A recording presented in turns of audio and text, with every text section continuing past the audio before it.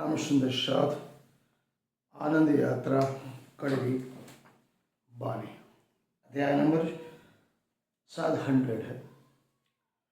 कृष्ण सूर्य असुर, कृष्ण आर्य या अनार्य, कृष्ण वैदिक या अवैदिक, कृष्ण पूर्ण पुरुषोत्तम या कृष्ण महापुरुष, जननायक, बलनायक, रणवीर, महान क्रांतिकारी महापुरुष, वैज्ञानिक तौर पर समग्र भारत के मूल निवासी के जन जन में हृदय मन तन आत्मा में बसा हुआ एक ऐसा नायक जो काली चमड़ी वाला था, अनार्य था, यहाँ के आहिर, दलित, पिछड़े, आदिवासी,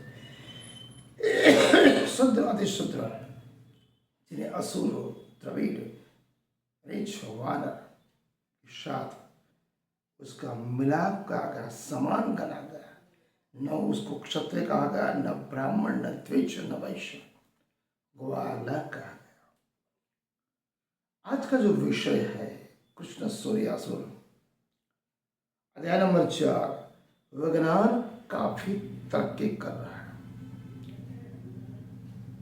हमारे जितने भी 5000 साल पुराना भारत का इतिहास, ब्रिटेन की प्रिंस विलियम, ब्रिटेन के महाराजा प्रिंस विलियम के एक रिश्तेदार के लार जिसके जिब में लार थी, उसका परीक्षण ब्रिटेन के एडिनबर्ग विश्वविद्यालय के आनुवंशिक विशेषज्ञ जिम विल्सन एवं ब्रिटिश डीएनए नाम के संगठन ने संयुक्त रूप से जब जांचा तो नतीजा ये निकला कि प्रिंस विलियम का जेनेटिक लिंक भारत से जुड़ा हुआ है, जो उनके मातृपक्ष है। इसी तरह 21 मई 2001 में टाइम्स ऑफ इंडिया पेपर में भारत के ब्राह्मण, क्षत्रिय, वैश्य और शूद्र के बारे में परीक्षण की खबर छपी थी। आज 25 साल हो चुके। वॉशिंगटन के उधा विश्वविद्यालय में कार्यरत माइकल वामसाद ने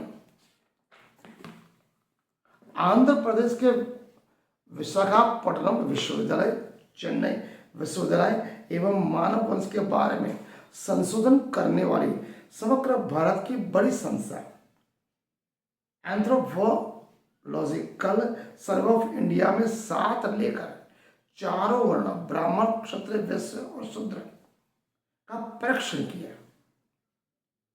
उस परीक्षण में उन्होंने वो पाया, ब्राह्मण का डीएनए 99.99%, क्षत्रिय का 99.88%, वैश्य जिन्हें हम मारवाड़ी कहते हैं जिनका 99.86% यूरेशिया से मिला।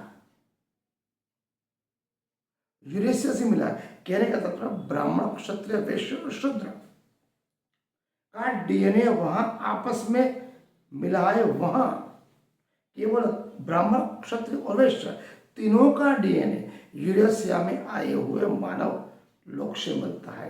कहने का तात्पर्य ब्राह्मण, क्षत्रिय और वैश्य अपने आप को मारवाड़ी कहने वाली ये तीनों प्रजातियां यूरेशिया से आए हुए आर्य है। इन तीनों वर्ण के अतिरिक्त जो शेष बाकी प्रजाति बची, उसका डीएनए न यूरेशिया से मिलता है न ही आर्यों से मिलता है। वो मिलता है केवल और केवल भारत भूमि के लोगों से मिलता है। इस तरह से साबित होता है ब्राह्मण, क्षत्रिय और वैश्य को छोड़कर सभी जातियां एक ही है तथा इस देश के मूल निवासी है। एक गौर करने वाली बात है, डीएनए परीक्षण के दौरान उभर कर सामने कि ब्राह्मण से लेकर शूद्र, इस डीएनए परीक्षण में एक बात बड़े तौर पर साबित हुई। ब्राह्मण, क्षत्रिय, वैश्य, शूद्र में एक बहुत बड़ी बात उभर के आई। इन सभी की महिलाओं, इन सभी की स्त्रियां, इन सभी की नारियों का जब डीएनए परीक्षण किया गया, क्योंकि महिलाओं का डीएनए में कॉमन बात उभर के आती है। माइटोकॉन्ड्रियल डीएनए होता है जो हजारों साल या लाखों साल बीत जाने के बावजूद भी एक ही होता है, एक पीढ़ी से दूसरी पीढ़ी में ट्रांसफर होता रहता है। भारत भूमि की जो मूल निवासी जो महिलाएं थी, आर्यों की महिलाओं द्वारा अपना ली गई केवल और केवल कन्यादान के नाम पर, क्योंकि आर्य ब्राह्मण क्षत्रिय वैश्य तीनों अपने साथ छोटी छोटी टोलियों में भारत भूमि में आए। सिंधु और हड़प्पी संस्कृति में या आक्रमण के तौर पर गौर वर्ण दिखे थे, इसलिए वो स्वर्ण कहेंगे। वो अपने साथ महिलाएं नहीं लाए थे। आर्यों ने अपने घर की महिलाओं को जो शूद्र का दर्जा दिया, उनको अपना नहीं ले। वो जानते थे ये शूद्र है या तो असुर है, या तो ऋच जाति या तो वाला जाति के, या तो द्रविड़। लेकिन दर्जा कौन सा दिया? शूद्र का। इसलिए ब्राह्मण जो थे आर्य, वे शूद्र जनेऊ पहनते थे, यज्ञ पवित्र संस्कार देते थे। इसलिए उन्होंने अपने पति जो उनको जाते या तो वो शूद्र कुल की है या तो असुर कुल की है, इसलिए उन्होंने जनेऊ एवं यज्ञोपवीत संस्कार से उनको दूर रखा। साथ साथ वेद शास्त्र पुराण पढ़ने से भी दूर रखा। इसलिए तुलसीदास भी रामायण में कहते हैं, ढोर गवार पशु और नारी, ढोर गवार पशु एवं नारी सब ताड़ना कहते हैं। मतलब नारी को अदम से अदम उन्होंने नीचा दिखाया। आज से 300 साल पहले तुलसीदास ने भी, वो स्वयं जानते थे कि उनकी कुल की जो महिलाएं या तो वो असुर कुल की है या तो शूद्र कुल की है, महिलाएं नहीं लाए थे, इसलिए उन्होंने महिला के साथ संसर्ग रखा, बच्चे भी पैदा किए। उसके घर की मालिक असुर कुल के, तो उसके डीएनए जांच से पता पड़ा सर्वोदित हो गया वो असुर या तो शूद्र कुल की है। इन सभी बातों को 15, 12, 13वीं शताब्दी में कबीर दास जी ने स्वयं परख लिया था। इसलिए कबीर वाणी में उन्होंने स्पष्ट लिखा था, जैसे ब्राह्मण क्षत्रिय और वैश्य के बारे में, पहन जैनु, पहन जनेऊ जो बामन होता, महरी क्या पहरायो, घर के शूद्र भोजन परसे, तो पंडा क्यों खा। उनको पता था कि घर की जो महिला है वो शूद्र है या तो शूद्र की, वो भोजन परिसा खाते क्यों, उसके साथ रहते क्यों, क्योंकि उनको पता था कि ब्राह्मण क्षत्रिय और वैश्य अपने साथ महिलाएं नहीं लाए, वो महिला तो शूद्र है या तो असुर के, कन्यादान के नाम पर उसको स्वीकारा, उसके साथ रहे। आगे कुछ बातें बताएंगे। पूरे देश में ब्राह्मण क्षत्रिय और वैश्य केवल 15% है, 85% शूद्र है, अति शूद्र है, दलित है, पिछड़े है या तो आदिवासी, अनुसूचित जाति, अनुसूचित जनजाति। उन्होंने ब्राह्मणवाद से परेशान होकर अन्य धर्म ग्रहण करने वाले कुछ अल्पसंख्यक हैं जिनका डीएनए एक ही है। इसी तरह से विज्ञान भी सिद्ध करता है, ये 15% के अलावा जो 85% है वो यहाँ के मूल निवासी हैं, जिसमें दलित, पिछड़ी, आदिवासी, अल्पसंख्यक, अनुसूचित, अनुसूचित जनजाति एवं आहिर है, जिनका मूल यहाँ के असुर, अनार्य, राक्षस, अवर्ण, रीच, वाला जाति के साथ है। मतलब वो मूल निवासी या तो असुर है, राक्षस है, अनार्य तो अवर्ण है। डीएनए परीक्षण में कृष्णवंशी, जिनको अहिर या तो हम आभिर कहते हैं, उनके सामने ज्वलंत सवाल खड़ा कर दिया।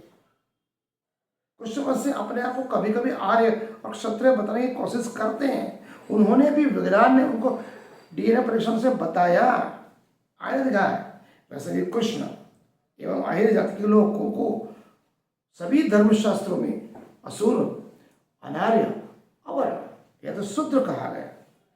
आर्य के वेद शास्त्र में इन्हें अनार्य या तो असुर ही मानते हैं। ऋग्वेद में भी तमाम को राक्षस शास्त्र में उनको अहिर या तो आभिर, असुर या राक्षस या अनार्य कहा गया। लेकिन दूसरे बावजूद कुछ मूल निवासी कृष्ण का प्रभाव जब कायम रहा, कृष्ण को काली चमड़ी वाला, अनार्य, असुर, अवैदिक, शूद्र के बावजूद यहाँ के 85% के लोगों में हृदय मंत्रात्मा कृष्ण का प्रभाव जब कायम रहा, तो ब्राह्मणों ने सोचा इसका प्रभाव कभी कम नहीं होने वाला है। निस्तंत उसका उपयोग किया गया रास लीला के नाम से।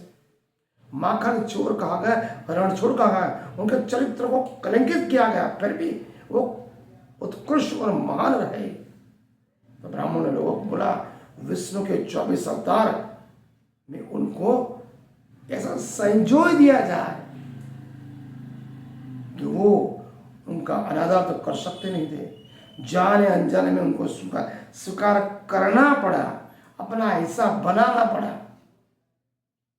इसलिए ब्राह्मणों ने सनातन पंथ का हिस्सा बनाने के लिए कृष्णवंशी अहिर आभिर जो काली चमड़ी वाला था, अपने परमात्मा, अपने भगवान के नाम का उसको पूर्ण पुरुषोत्तम करके स्वीकारना पड़ा।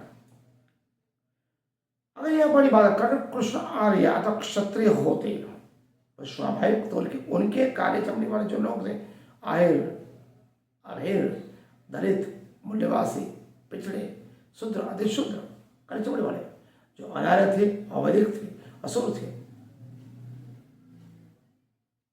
अवर्ण थे, तो स्वाभाविक तौर पर आर्य और क्षत्रिय होते, जबकि वो नहीं है, क्योंकि उनका डीएनए यहाँ के मूल निवासी 85% लोगों से मिलता है। मिलने पर वैज्ञानिक तौर पर साबित हो गया, ये पूर्णतः सिद्ध हो गया। कृष्ण अवैदिक थे, अनार्य थे, असुर थे, काली चमड़ी वाले थे एवं शूद्र ही थे। यहाँ हमने वैज्ञानिक तौर पर साबित करने का प्रयास किया, इसे तार्किक दौर पर समझे, सुने और वेद भी सुने, धर्म पंथ संप्रदाय सुने, केवल गूगल पे सर्च ना करें, अपने आप को समझो, बुद्धि पर विचार करो, उसके बाद पर सत्यता पर स्वीकार करना। आज का अध्याय हम यहाँ पूर्ण करते हैं।